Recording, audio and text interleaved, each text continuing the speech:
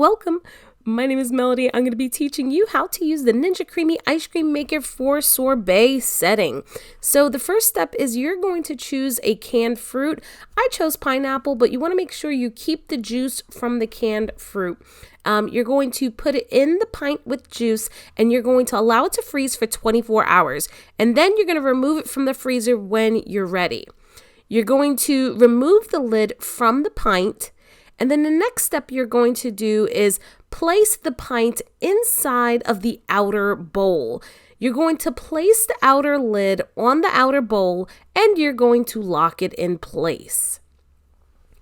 Place that outer bowl onto the base with that handle facing you, and you're going to twist it to the right and you're going to lock your bowl in place. Then you're going to press the power button and press the sorbet button.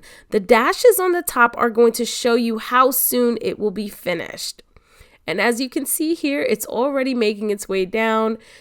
And also just allow the CREAMi to stop on its own. You don't have to stop the process itself. It's going to automatically stop when it's finished mixing up your sorbet.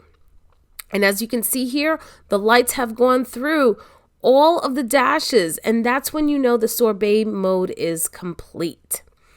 Now, for the next step, you're going to unlock that base lid, and then you're going to remove the pint from the outer bowl, and you're going to scoop and you're going to enjoy.